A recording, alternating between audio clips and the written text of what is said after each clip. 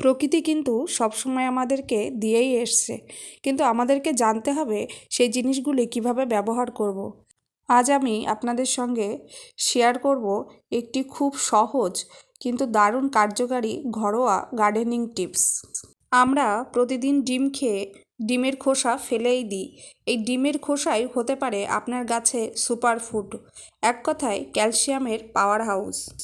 ডিমের খোসায় থাকে প্রচুর পরিমাণে ক্যালসিয়াম, যেটি গাছের শিকড়কে শক্ত করে, পাতাকে সবুজ রাখে আর ফুল ও ফল ঝরা থেকে গাছকে বাঁচায়।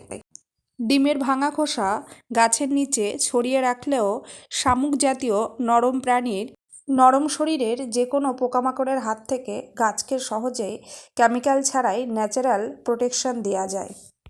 নিয়মিত ডিমের খোসা দিলে গাছের বেশি কুঁড়ি ধরে, ফুল উজ্জ্বল হয় আর ফলের সাইজও খুব ভালো হয়। ডিমের খোসা মাটিকে ঝুরঝুরে করে আর মাটির অ্যাসিডিটি ব্যালেন্স ঠিক রাখতে সাহায্য করে, ফলে মাটি ঠিকঠাক মতো শ্বাস প্রশ্বাস নিতে পারে।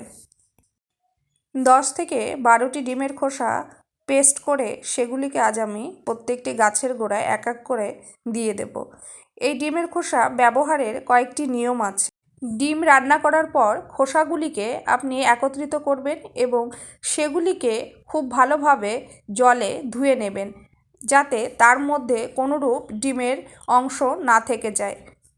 এবার ডিমের খোসাগুলিকে 10 থেকে 12 দিন টানা রোদে ফেলে রাখবেন, যাতে খোসাগুলি খুব ভালোভাবে শুকিয়ে যায় এবং খোসাগুলি থেকে কোনো রকম ফাঙ্গাস আক্রমণ না হয়।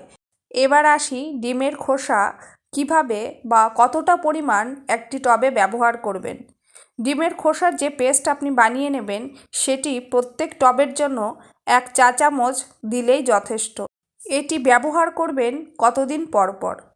এটি পেস্ট করে আপনি যদি ঘরে প্রিজার্ভ করে রাখেন তাহলে এটি আপনার দীর্ঘদিন থেকে যাবে। এটি মোটামুটি সপ্তাহে 1 দিন যদি আপনি গাছে দিতে পারেন আর এটি যদি নিয়মিতভাবে দেন আপনি গাছে, তাহলে দেখবেন গাছের পাতা সবসময় সবুজ রাখবে আর ফুল ও ফল কখনোই ঝরতে দেবে না, আর গাছের শেকড়কে ভীষণই মজবুত এবং শক্ত করবে।